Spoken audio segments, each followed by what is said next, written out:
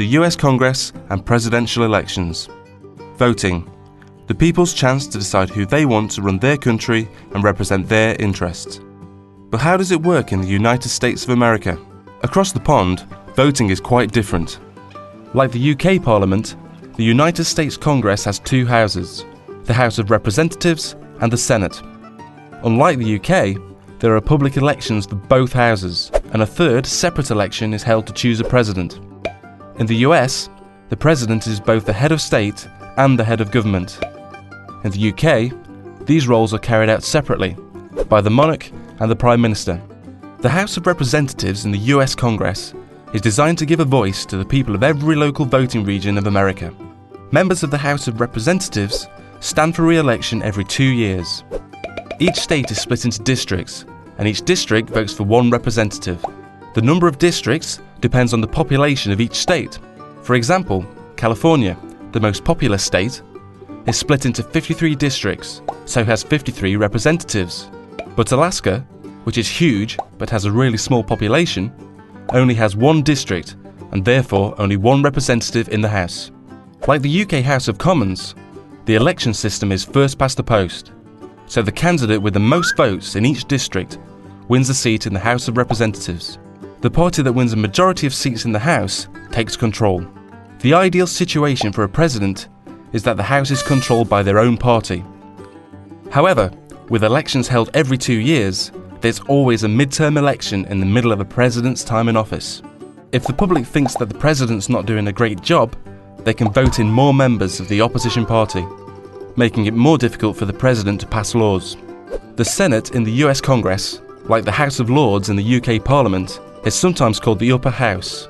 George Washington described the Senate as the saucer that cools the coffee, meaning that it's their job to scrutinise and question all proposals made by both the House of Representatives and the President, before voting to decide whether they should proceed as law.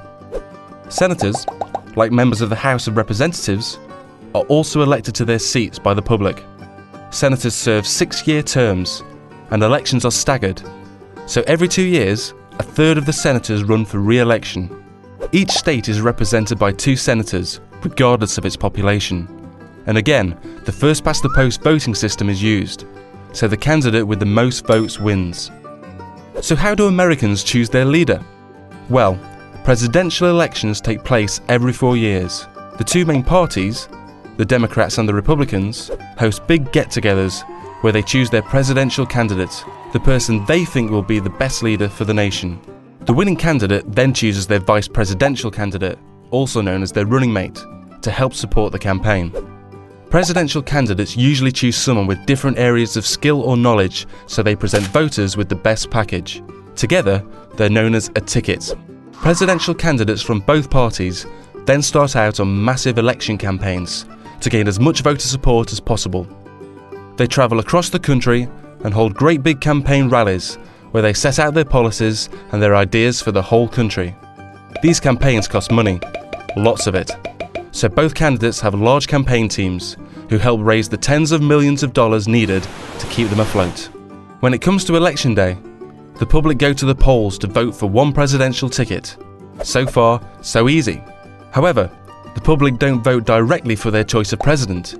Instead, a system called the Electoral College is used. Each state is allocated a number of electors that will make the final choice. A state has the same number of electors as it does senators and representatives.